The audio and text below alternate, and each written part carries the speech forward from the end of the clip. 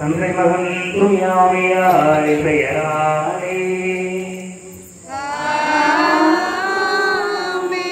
ஆண்டவராகிய இயேசு கிறிஸ்துவின் அருளும் கடவுளின் அன்பும் தூயாவியார் நட்புறவும் உங்கள் அனைவரோடும் இருப்பதாக.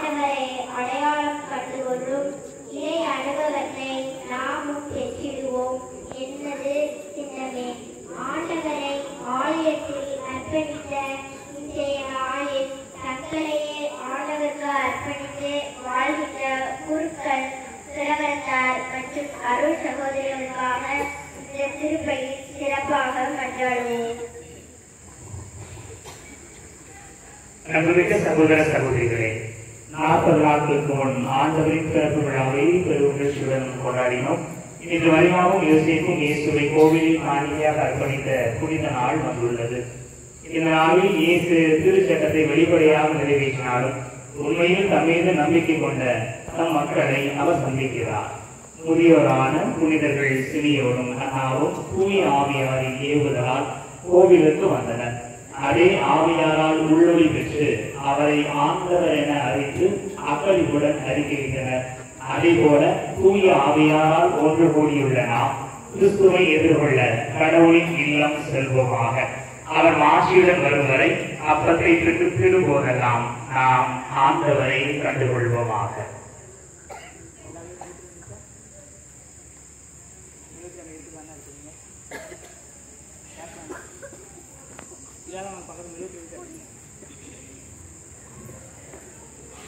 அனைத்துக்கும் ஊற்றம் தொடர்பும் ஆகிய இறைவா, இறைவனாருக்கு வெளிப்பாடுகளும் ஒளியாகிய சுவை நேர்மையான சிமையோருக்கு இன்று வெளிப்படுத்தினீரே. இத்திரிகளை உமது ஆசியால் புனிதப்படுத்தியர்களும் உமது வேரின் ஆட்சிக்காக தங்கள் கைகளில் திரிகளை ஏந்தி பணிந்து உண்மை நன்றாடும் மக்களின் வேண்டலை ஏற்றரிடும்.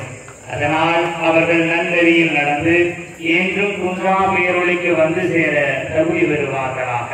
எங்கள் ஆண்டவராகிய கிறிஸ்து வழியாக உண்மை மன்றாடுகிறோம்.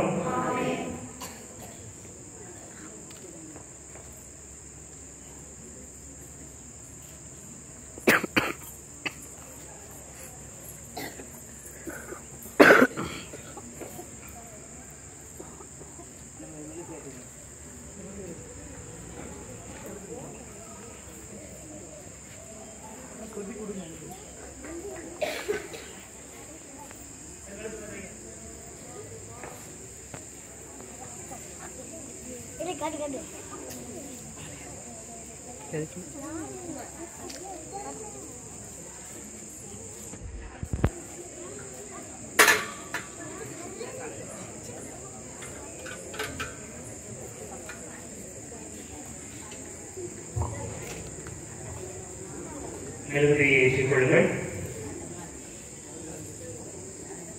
மெழுகுதிரி பாவனையிலே முதலில் சிலுவை தாங்கிய வீர செல்வர், தொடர்ந்து மெழுகுதிரிகள், தூபம், செல்ல அவர்களுக்கு பின்பாக சிறு பிள்ளைகள் செல்வார்கள். தொடர்ந்து பெண்கள் நாங்கள் என பவனியாக அழைத்து செல்வோம்.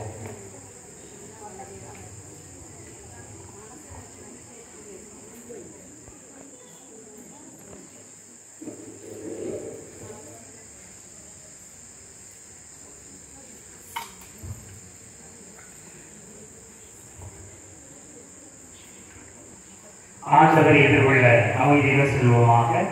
கிறிஸ்துவின் பெயரால் ஆமென்.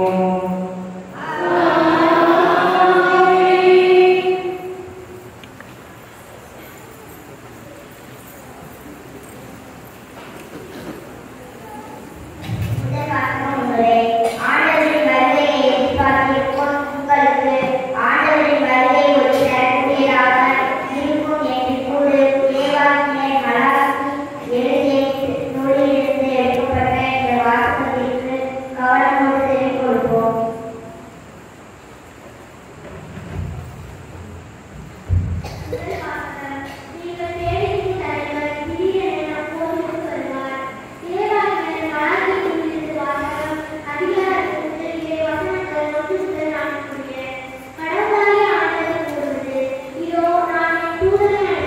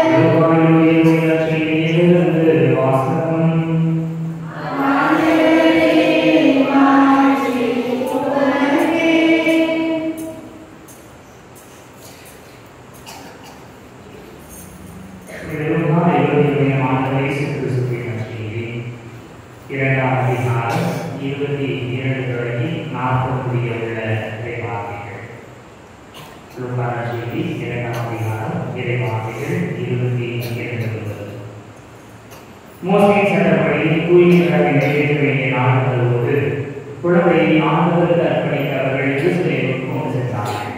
எனவே ஆண் தலைகளில் அனைத்தும் ஆண்டவருக்கு அர்ப்பணிக்கப்படும் என்று அவருடைய திருச்சட்டத்தில் எழுதியுள்ளது.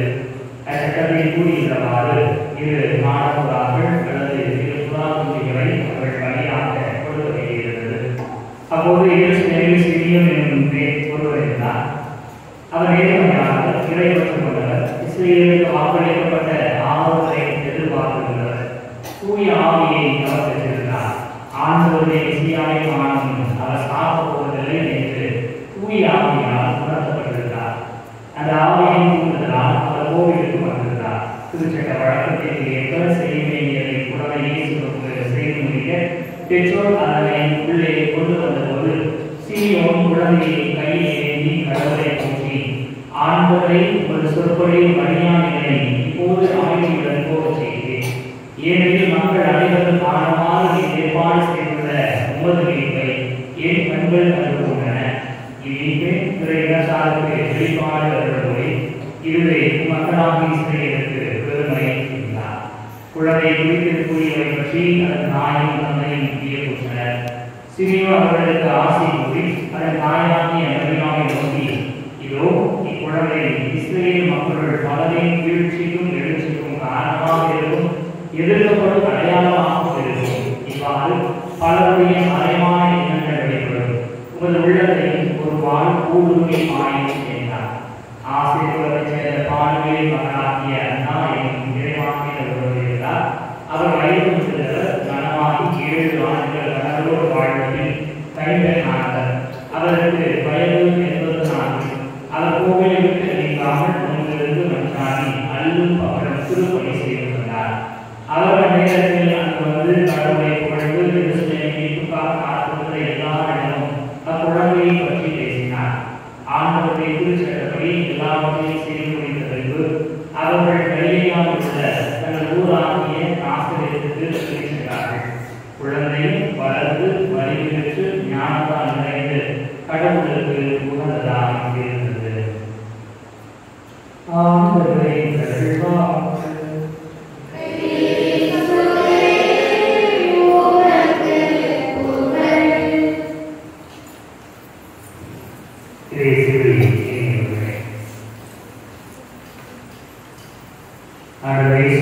கோவிலில் காணிக்கையாக ஒப்புக் கொடுக்கப்பட்ட விழாவை இந்த நாளில் நாம் கொண்டாடுகிறோம். கடவுளை கடவுளுக்கு அர்ப்பணிக்க விழா. இயேசுவை கோவிலில் காணிக்கையாக ஒப்புக் கொடுத்தனர். ஏன் இந்த காரியம் நடைபெறுகிறது என்று யோசிக்கிறோம். நாம் விடுதலை பயணத்துக்கு திருச்சியாக இருக்கிறது. விடுதலை பயணத்தில் நாம் பார்க்கிறோம் 11ஆவது அதிகாரம் 10 கொடிய வார்த்தைகளில் இறுதியானது தலைவருடைய சார். எகிப்திய இஸ்ரேல் மக்களை அடிமையாக வைத்துக் கொண்டு அவர்கள் விடுவிக்க தயாராக இல்லாமல் இருக்கிறார்கள். மோசே மூலமாக அவர்களை மீட்டுக் கொள்ள கடவுள் விரும்புகிறார். ஆனால் பார்வோன் அரசன் அதற்கு தயாராகவில்லை.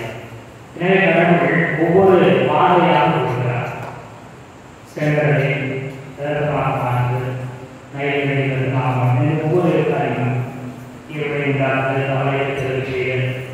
ஒவ்வொரு வாரியத்துக்காரும் மாணவர்களுக்கு இறுதியாக 10வது கொடிய வாரியாக தலைவனுடைய சாவை கடவுள் அறிவிக்கிறார். தலைவனுடைய இறப்பு 12ஆம் அதிகாரம் 21-36 உள்ள இறைவாசி பகுதியில் நடந்தது. 13ஆவது அதிகாரத்தில் 2வது இறைவாசி தலைவர் அழைத்து எனக்கு அர்த்தம் சொல்லி இஸ்ரேல் மக்களிடையே மனிதரையும் கால்நடைகளையும் கருப்பொழியும் எல்லா தலைவர்களும் இதே இதன் அடிப்படையில் தான் இந்த விழாவை அறிவிக்கிறார். ஆண் தலைவர்கள் அனைத்தும் ஆண்டவருக்கு உரியது. அது மனிதர்கள் மட்டுமல்ல, மாறாக படைக்கு எதிரிருந்தும் முதல் தனியாக இருந்த அனைத்தையும் கடவுளுக்கு அர்ப்பணிக்க வேண்டும் என்ற ஒரு சட்டத்தை கடவுள் கொடுக்கிறார். இதே எனது குடும்பத்தில் நிகழ்ந்த ஒரு ஆசீர்வாதத்தை நான் ஆண்டவருக்கு பரிசாக கொடுத்தேன். எகிப்தியர்களுடைய வாழ்க்கையில் நடக்கிறது. தலைவர்கள் இறந்து போகிறது. ஆனால் இவருடைய தலைவர்கள் காப்பாற்றப்படுகிறது. காப்பாற்றப்பட்ட நல்லவையான என்னுடைய தலைவரை ஆண்டவருக்கு கொடுக்கிறேன். அதனால இதை கூட நினைக்கிறோம். வயது ஏதாவது ஒரு பயிர் விளைவிச்சோம், முதல் வேலை செய்யறோம். கடவுளே வருகிற எல்லா லாபத்தையும் ஆண்டவரை நான் நோக்கி அர்ப்பணிக்கிறேன். முதல் வேலை போகலாம். அதுக்கப்புறம் தான் அது கால்நடை தலைவராக இருக்கலாம், முதலாக பூவாக இருக்கலாம், எது வேண்டாலும் முதலாக நாம் கடவுள் ஒப்படைக்கிறோம் என்றால் அதை கொடுத்தது ஆண்டவர். அதை காப்பாற்றி கடவுள் கொடுத்திருக்கிறார். எனவே அதை நான் ஆண்டவருக்கு அர்ப்பணிக்கிறேன். இரண்டு காரியங்களுக்காக. ஒரு ஆண்டவர் தந்தால் அதை ஆண்டவருக்கு அர்ப்பணிக்கிறேன். இரண்டாவது காரியம் என்னவென்றால் ஆண்டவர் நான் ஒப்படைக்கிற பொழுது அது ஆசீர்வாதமாக இருக்கும், அது பழகி இருக்கும் என்ற எண்ணம் இருக்கிறது. இதே நான் பிள்ளைகளை பள்ளிகளில் கொண்டு எவ்வளவு வச்சுக்கலாம்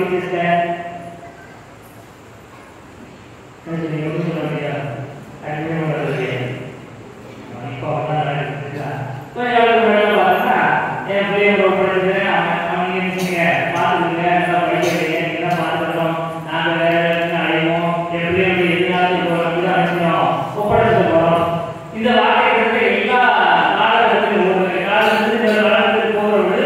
அது யாராவது ஒரு ஒப்படைக்கிற பொழுது என்ன நம்பிக்கையை ஒப்படைக்கிறோம்? அவர்கள் அதை பார்த்துக் கொள்வார்கள். அவருடைய நன்மாவில் நமக்கு அக்கறை இருக்கும். எனவே அவரிடம் ஒப்படைக்கிற பொழுது சிறந்தவர்கள் வெளியூர்ல நம்முடைய பிள்ளைகளை போகிறாங்கன்னா தெரிஞ்சவங்க அவங்க பார்த்து ஒப்படைக்கிற பொழுது பிள்ளைகள் பாதுகாப்பு.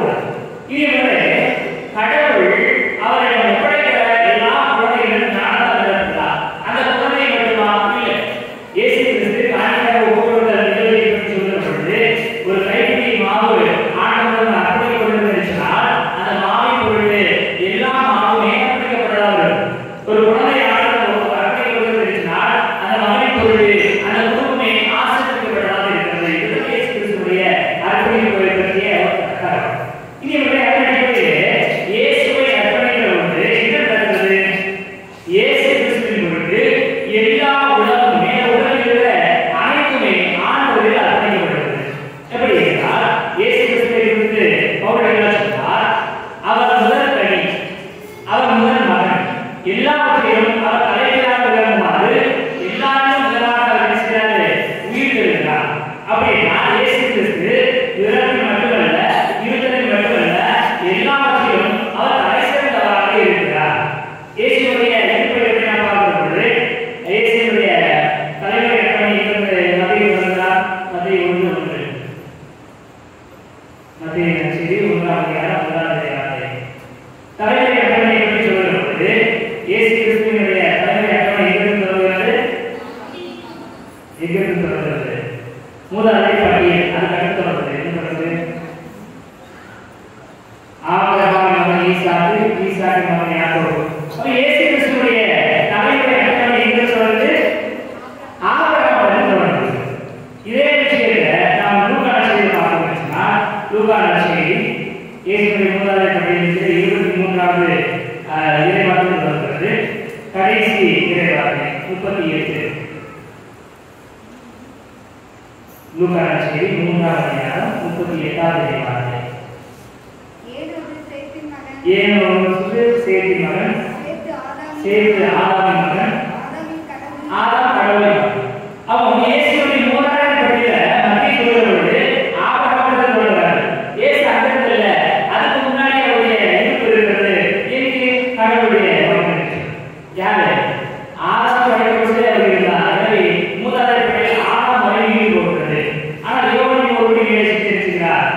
யோவான் நற்செய்தி 1-வது வார்த்தை.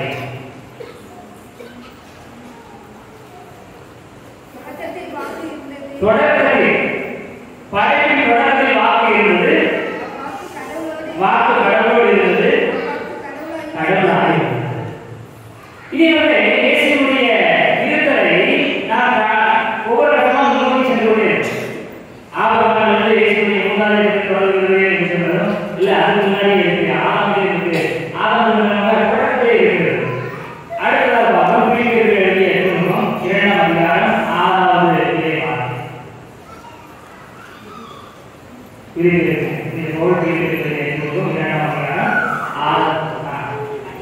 கடவுள் வழியில் விளங்கிய ஒரே வார்த்தை.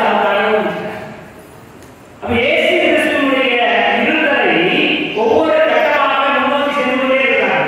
அப்ப கடவுளிலிருந்து பிறந்த முதல் மகன், தோன்றுகிற முதல் மகன் இயேசு கிறிஸ்து.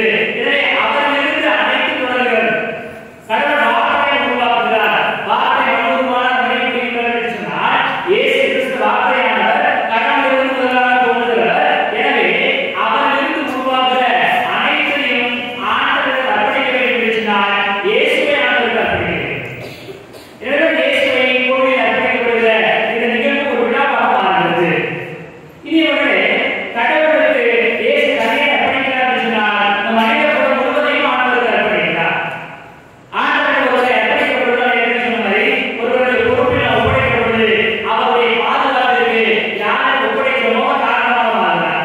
அப்ப இயேசுவினுடைய பண்பிலே, இயேசுவினுடைய தன்மையிலே நாம் கடவுளிடம் ஒப்படைக்கப்படுகிற பொழுது நம்முடைய வாழ்க்கை முழுவதற்கும் கடவுள் ஆதாரமாக மாறுகிறார். நம்முடைய வாழ்க்கை ஒவ்வொரு நபருக்கும் கடவுள் பொறுப்பெடுத்துக் கொள்கிறார். நீங்க என்ன பார்க்கிறோம்? அவனை ஏன் சொல்றோம் அப்படின்னா, நாம் இயேசுக்குள்ளாக ஆண்டவரிடம் நம்மை ஒப்படைக்கிறோம். இது நம்முடைய குழந்தைகளை ஆண்டவரிடம் ஒப்படைக்கிறோம். அது கொஞ்சம் யோசிச்சுக்கலாம். நாம் நம்மை கடவுளிடம் ஒப்படைக்கிறோம், நம்ம ஏற்கனவே ஒப்படைக்கிறோம். ஒப்படைக்கிறதுடைய தன்மை அடிப்படையை நாம் ஆழ்கிறோமா என்று சிந்தித்து பார்ப்பதற்காக இதெல்லாம் ஒப்புக்கொள்ளப்படுகிறது. இதே ஆண்டவரில் இயேசு அர்ப்பணிக்கப்பட்ட பொழுது அவருடைய வாழ்க்கை எப்படி இருந்தது? இதை நற்செய்தி மாசத்தில் இறுதி பகுதியில் பார்க்கிறோம். அவர் கடவுளுக்கு உகந்த பிள்ளையாக வளர்ந்தார். ஏனென்றால் ஆண்டவருக்கு அர்ப்பணிக்கப்பட்டார். நம்முடைய வாழ்க்கையை ஆண்டவருக்கு ஏற்புடையதாக இல்லை என்று சொன்னால் நாம் ஆண்டவருக்கு அர்ப்பணிக்கப்பட்டிருக்கிறோம் என்பதை நாம் உணரவில்லை. நம்ம ஆண்டவருக்கு அர்ப்பணிக்கப்பட்டிருக்கிறோம் என்று சொன்னால் அதற்குரிய வாழ்க்கையை வாழாத வேண்டும். ஏனென்றால் நம்முடைய கடமை. இதே இந்த பவுலடியார் சொல்வார், நாம் கிறிஸ்துவுக்குரியவர்கள், கிறிஸ்து கடவுளுக்குரியவர். யார் அவருக்குரியவர் அல்ல. ஏனென்றால் நாம் ஆண்டவருக்குரிய மக்களாக வாழ்வதற்கான அழைப்பை கடவுள் ஒவ்வொரு நாளும் கொடுத்து கொண்டிருக்கிறார். ஒரு கிறிஸ்தவர் என்ற பெயரை காண்பிக்கிறார். கிறிஸ்தவருடைய வாழ்க்கை வாழவில்லை என்று சொன்னால் ஆண்டவருக்கு நாம் நம்மை அர்ப்பணித்துவிட்டு நம்முடைய வாழ்க்கை இன்னொருவருக்கு அர்ப்பணித்ததாக கடவுள் இயேசு கிறிஸ்து கடவுளுக்கு தன்னை அர்ப்பணமாக்கிய நாளிலிருந்து வாழ்வின் இறுதி வரை அவர் ஆண்டவருக்கு அர்ப்பணமானவராகவே இருக்கிறார். சாதாரண ஞானம் என்று தெரிந்து கடவுளுக்கு அர்ப்பணமானவர். இயேசு இறக்கும் பொழுது மூன்றுவதற்காக இவர் இறைமகன். இயேசு இறக்கும் பொழுது ஆண்டவரே என் உயிரை உன்னுடைய கைகளில் ஒப்படைக்கிறேன் என்று சொன்னார். இதே நம்முடைய வாழ்க்கை முழுவதும் நாம் ஒவ்வொரு நாளும் ஆண்டவருக்கு அர்ப்பணிக்கப்பட்ட மக்களாக வாழவும் ஆண்டவர் அனைவரையும் ஆசீர்வதிப்பாராக. எழுந்து நமது நம்பிக்கையை நிறைவேற்றுவோம்.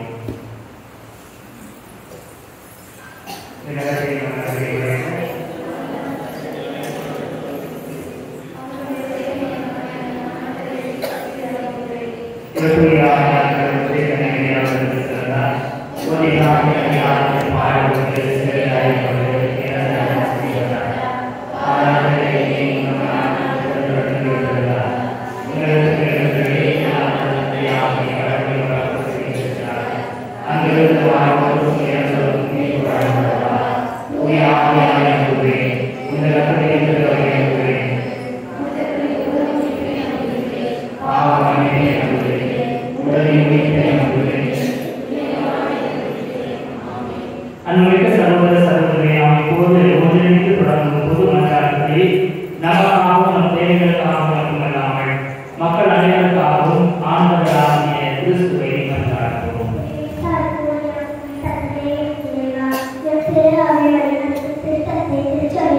உறுப்பினர்கள் தம் அழைப்பின் போது மற்றும் தன்மையை உணர்ந்து தங்களுடைய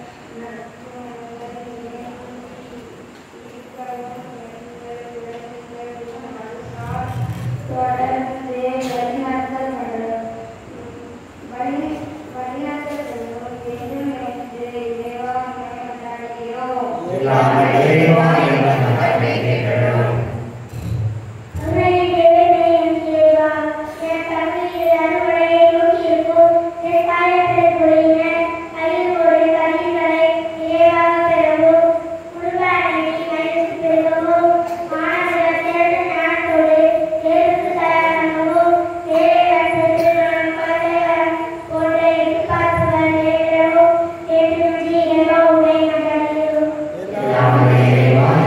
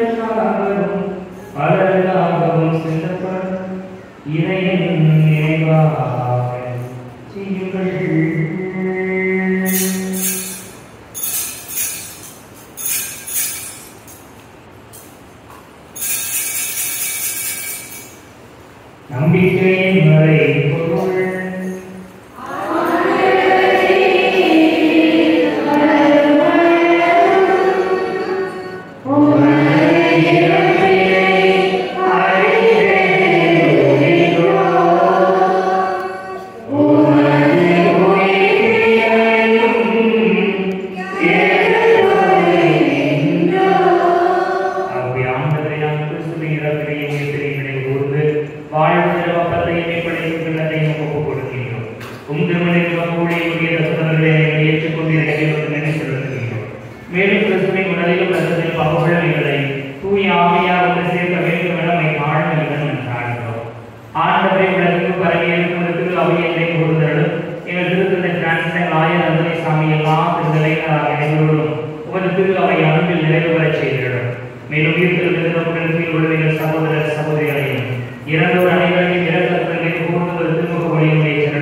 எங்கள் அனைவர் மீது இரக்கமாயும் கடமை கனிதாயான மரியா அவருடைய பிரதான யோசிப்பு உங்கள் திருத்தூதர்கள் எங்களுடைய பாதுகாவலர் பெருமான் சொல்லப்பர் இவ்வுலகிற்கு உகந்தவராய் இருந்தோராகிய புனித அனைவரும் நாங்களே வாழ்வோம் தகுதி பெற்று உந்த மகன் இயேசு கிறிஸ்து வழியாக புகழ்ந்தே கொண்டாடுகிற உண்மை மன்றாடுகிறோம். இவர்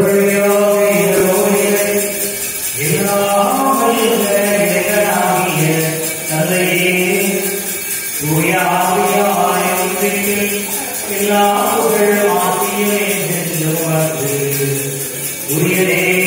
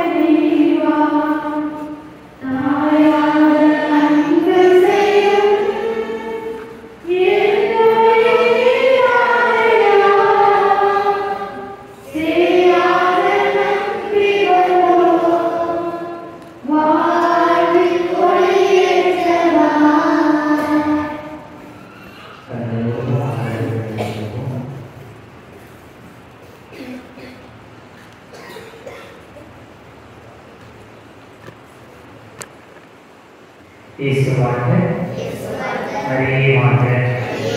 இந்த பெருமாள் சொல்கிறவர்களே, மக்கள் அனைவரும் காரணமாக ஏற்பாடு செய்துள்ள உங்கள் மீட்பர் நன்றி உரிமையாக ஆண்டவரே, கிறிஸ்துவை காணும் தாம் சாவதில்லை என்ற சிறியோரின் எதிர்பார்ப்பை இன்னும் நிறைவேற்றினீர்கள். அதனால் நாங்கள் ஒவ்வொன்றை திருமணம் கொள்ளையாக எங்களிடம் முதல்வரை பெறச் செய்யலாம். ஆண்டவர் கிறிஸ்துவை எதிர்கொள்ள வருவதாக நிலைவாழ்வை அடைய அருள் புரிவீராக. எங்கள் ஆண்டவராகிய கிறிஸ்து வழியாக உம்மை மன்றாடுகிறோம். ஆண்டவர்களோடு இருப்பாராக.